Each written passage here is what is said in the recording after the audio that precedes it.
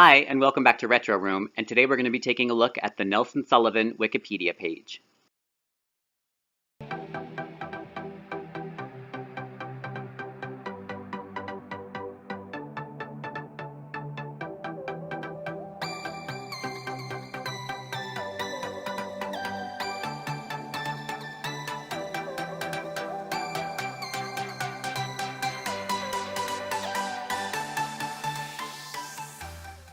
Nelson Sullivan was an American videographer. He was ubiquitous on the New York City downtown art and club scene during the 1980s.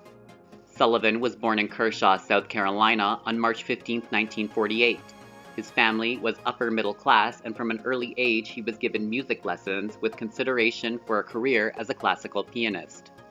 After graduating from Davidson College in North Carolina in 1970, he moved to New York, part of the post-Stonewall wave of young gay men who were heading either to San Francisco or Manhattan. He rented a studio apartment in the West Village and soon made a decision to pursue a career as a composer. By day, Sullivan worked at Joseph Paddleson Music House, the classical music store behind Carnegie Hall. He moved from apartment to apartment over the next 10 years. In 1980, he saw a building on the corner of 9th Avenue in the meatpacking district with a rental sign on the door. Sullivan had purchased the duplex and soon renovated the building to be his own salon. It became a hotel, way station, and halfway house for people either visiting or moving to the city.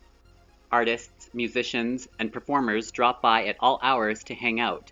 The ongoing 24-hour salon gave Sullivan the idea to begin videotaping his life. Nelson's constant companion was a flat-coated retriever named Blackout. In the early 1980s, Sullivan began to make use of inexpensive handheld video cameras then coming on the market. Using first a VHS loading camera and later upgrading to an 8mm video camera, he shot over 1,900 hours of tape over a period of 7 years, filming himself and his friends in Manhattan's downtown life. He sought to tape all of New York's citizens, including its outcasts.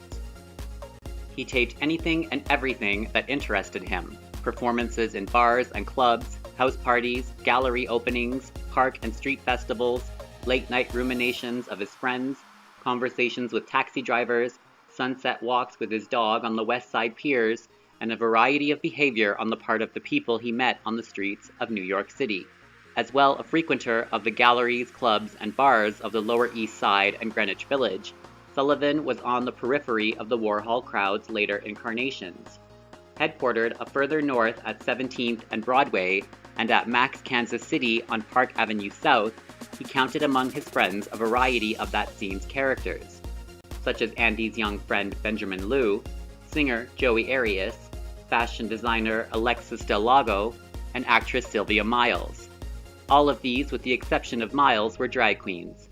Sullivan's films of his friends cross-dressing was to become a leitmotif of his work. That can be seen in the footage of Guy Bernota's 1982 production of Mama Said, entirely shot by Sullivan. In the late 1980s, Sullivan renovated a 3-story former carriage house into a factory at 5 9th Avenue in New York's meatpacking district, with a cast that included RuPaul, DJ Larry T, Lahoma Van Zant, Lady Bunny, Michael Musto, and artist Albert Crudo. He chronicled the rise and fall of many of his friends and peers, including Ethel Eichelberger, John Sex, Keith Haring, Tom Rubnitz, and Michael Allig. On July 4, 1989, Sullivan died of a heart attack at age 41. He had quit his full-time job just 3 days prior to his death in order to produce his own cable television show of his footage.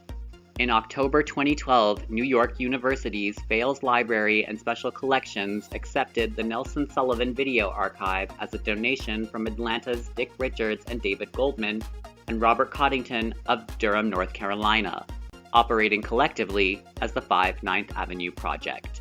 So the Nelson Sullivan Wikipedia page also includes references and external links, including Nelson Sullivan's official site, the 5 9th Avenue Project, as well as the Fales Library Special Collections. And I will leave a link for the Wikipedia page below. That's all for this video. I hope you guys enjoyed it. I want to thank you guys for all the support and the comments that you've left. And if you haven't yet subscribed to Retro Room, please consider doing so by clicking the kitty, and I will see you again for my next upload.